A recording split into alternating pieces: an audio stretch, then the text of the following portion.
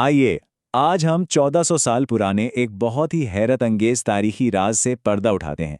किसको मालूम था कि उस कदीम वाक़ये में आज के दौर की ज़हनी बेचैनी, इज़्तिराब और एंग्जाइटी का एक ऐसा अनोखा इलाज छुपा है जो बिल्कुल हैरान कर देगा।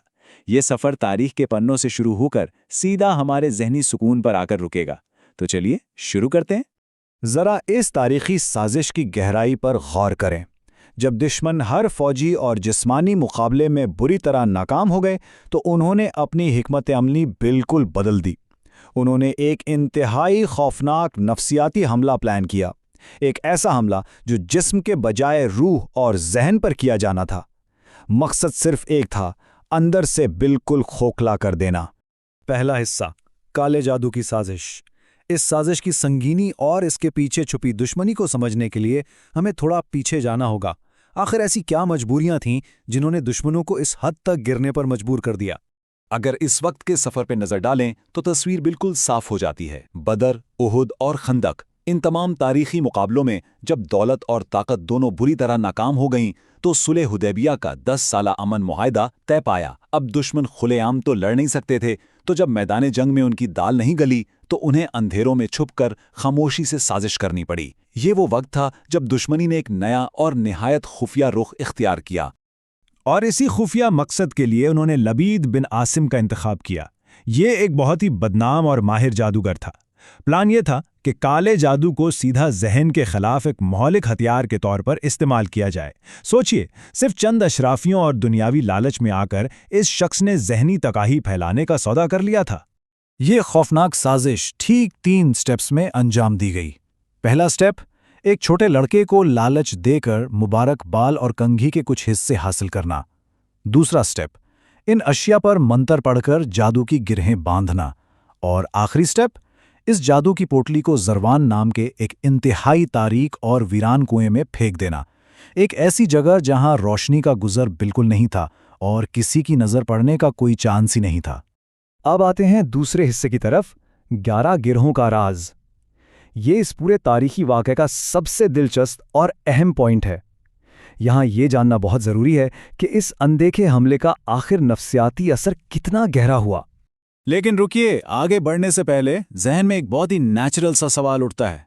कोई भी सोच सकता है कि जब एक नबी के पास आसमानी वही और खुदा की हिफाजत मौजूद होती है तो वो इस काले जादू का शिकार आखिर कैसे हो सकते हैं? इसका जवाब हमें इंसानी फितरत और रूहानियत दोनों की एक बहुत ही गहरी समझ देता है। तारीखी ज़राए बताते हैं कि इस जादू का असर शदीद बेचैनी, एंजाइटी और जहन पर एक अजीब से भारीपन की शक्ल में सामने आया। ये सिलसिला लगभग 1 साल तक चलता रहा।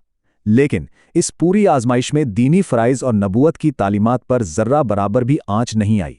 दीनी तकाज़े 100% महफूज रहे, जिससे ये बात बिल्कुल वाज़े हो जाती है कि सिर्फ़ और सिर्फ एक नफसियाती आजमाइश थी, दीनी या रूहानी बिल्कुल नहीं। तो फिर अंधेरे में बुनी गई ये साजिश आखिरकार रोशनी में आई कैसे? ख्वाब में 2 फरिश्तों ने आकर इस साजिश का राज फाश किया और ठीक ठीक वो जगह बताई जहां वो पोटली छुपी थी। सहाबा फौरन गए और उस तारीक कुएं से वो अशिया निकाल लाए। फिर आसमान से जिब्राइल अलैहिस्सलाम इन गिरों को खोलने के लिए आयत लेकर नाजिल हुए। और इस किस्से का सबसे खूबसूरत हिस्सा देखिए, जादू टूटने और पूरी हकीकत सामने आने के बावजूद उस जादूगर को बिल्कुल माफ कर दिया गया। कोई इंतकाम नहीं लिया गया। यह सबसे हैरत अंगेज और गौर करने वाली चीज अगर कोई है तो वो है नंबर 11। जादूगर ने बालों पर ठीक 11 गिरहें बांधी थीं ताकि जहन को ठीक 11 मकामात पर जाकर सके। और जवाब में इस नफसियाती ढाल को तैयार करने के लिए आसमान से ठीक 11 आयात नाजिल हुईं।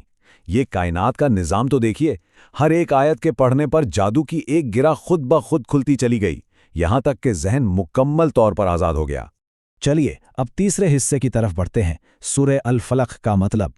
आइए इन आयात के अल्फाज में उतरते हैं और देखते हैं कि ये किस तरह एक नाकाबिल शिकस्त नफसियाती ढाल बनती हैं। इन आयात का आगाज लफ्ज़ कुल से होता है, जिसका मतलब है कह दीजिए। ये लफ्ज़ कुरान में 332 मरतबा आया है। ये छोटा सा लफ्ज़ इस बात का वाज़ेह सबूत है कि ये पैगाम डायरेक्ट आसमान से आया और इसे बिना किसी तब्दीली या मिलावट के बिल्कुल वैसे का वैसा आगे पहुंचाया गया। यानी ये अल्फाज किसी इंसान के तराशे हुए नहीं, बल्कि खुद खालिक के बख्शे हुए हैं। इसमें मौजूद लफ्ज़ फलक पर गौर करें। फलक का मतलब सिर्फ सुबह या डॉन नहीं है। ये लफ्ज़ एक ऐसी ज़बरदस्त ताकत की नुमाइंदगी करता है जो गहरे से गहरे अंधेरे को फाड़ कर बाहर निकल आती है। بالکل ویسے جیسے زمین کا سخت سینہ پھاڑ کر ایک ننھی کوپل نکل آتی ہے، یا جیسے سمندر اپنا راستہ بناتے ہوئے دو حصوں میں پھٹ جاتا ہے۔ یہ اس بات کی عظیم علامت ہے کہ اندھیرا کتنا ہی خوفناک کیوں نہ ہو، روشنی ہمیشہ اسے چیر کر اپنا راستہ بنا ہی لیتی ہے۔ اس کے بعد آیت میں مخلوق کے شر یعنی اس کی برائی سے پناہ مانگی گئی ہے۔ یہ ہمیں ایک مشہور سائنسدان کی اس وقت کی بے چینی کی یاد دلاتا ہے جب انہیں احساس ہوا تھا کہ انسان کسی بے گناہ مخلوق کو ایسی تباہ کن چیز میں بدل سکتا ہے جو پوری دنیا کو مٹا دے۔ یہاں سبق بالکل سیدھا ہے۔ کائنات کی ہر چیز کسی نہ کسی فائدے کے لیے بنی ہے، لیکن جب اسے غلط مقصد کے لیے استعمال کیا جائے تو وہ کسی دوسرے کے لیے شدید خطرہ بن سکتی ہے۔ آگے غاسق کا ذکر آتا ہے، یعنی رات کا وہ شدید ترین کالا اندھیرا جو ہر چیز کو اپنے اندر نگل لیتا ہے۔ اگر نفسیاتی حوالے سے دیکھیں تو یہی وہ وقت ہوتا ہے جب انسانی ذہن سب سے زیادہ کمزور اور اکیلا محسوس کرتا ہے نا؟ اسی اندھیرے میں آدھی رات کے وسوسے، ذہنی بے چینی اور انگزائٹی سوچ پر پوری طرح حاوی ہو جاتے ہیں۔ پھر ان آیت میں سیدھا سیدھا نفاساتی فی العقد کا ذکر آیا ہے، یعنی ان کا جو گروہوں پر پھونک مارتی ہیں۔ یہ ٹھیک اس جادوگر کے خفیہ سازش کی طرف اشارہ ہے۔ یہ آسمانی حفاظت کو ہمیشہ کے لیے اس قدیم تاریخی واقعے سے جوڑ دیتا ہے۔ ایک طرح سے یہ الفاظ اس کالے علم پر ایک ڈائریکٹ روحانی ضرب ہیں۔ اور آخر میں حسد سے خبردار کیا گیا ہے۔ حسد، وہ تباہ کن جلن جس نے اس دنیا کا سب سے پہلا جرم کروایا تھا۔ یہ ایک ایسی اندیکھی آگ ہے جو انسان کے اندر کی بھلائی اور نیکیوں کو بالکل ویسے ہی جلا کر راکھ کر دیتی ہے جیسے بھڑکتے ہوئے شعلے سوکھی گھاس کو مٹا دیتے ہیں۔ چوتھا حصہ، آج کے دور کا جادو۔ آئیے اب اس کہانی کو اپنے وقت سے جوڑتے ہیں۔ 1400 سال پرانی یہ تاریخی داستان آج کے اس تیزی سے بھاگتے دور اور ہماری نفسیات پر کیسے فٹ بیٹھتی ہے؟ ہم اس قدیم واقعے سے آج کے مسائل کا حل آخر کیسے نکال سکتے ہیں؟ دیکھیں، پرانے اور آج کے جادو میں ایک بڑا ہی واضح فرق ہے۔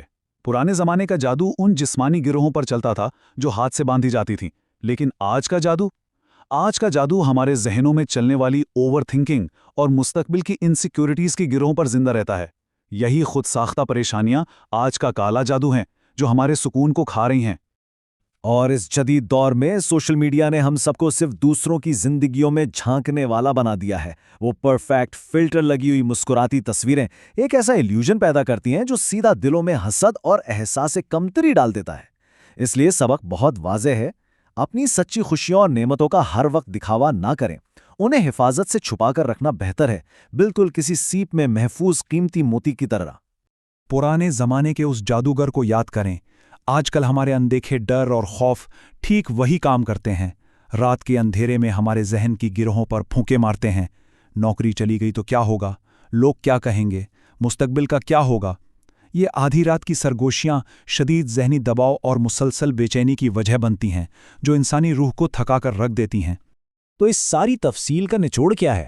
دیکھیں، زندگی میں پریشانیاں آنا تو طے ہے، لیکن اپنے ذہنی بوجھ کو ایکنالج کرنا، اس پریشانی کو ماننا اور پھر اپنی تمام فکروں کو اس عظیم طاقت کے حوالے کر دینا جو اندھیرے کا سینہ پھاڑ کر صبح کی روشنی لانے کی طاقت رکھتی ہے، یہی اصل حل ہے۔ اپنا ذہنی بوجھ اتاریے، موجودہ نعمتوں پر شکر کیجیے اور اپنا سفر اور کوشش پورے یقین کے ساتھ جاری رکھیے۔ جیسے ہی ہم اس تجزیے کے اختتام پر پہنچتے ہیں، ایک بہت ہی اہم سوال ہمارے سامنے کھڑا ہوتا ہے۔ آج رات ایسی کون سی نادیدہ گرہیں ہیں جو ہم خود اپنے ذہن پر بندھنے دے رہے ہیں؟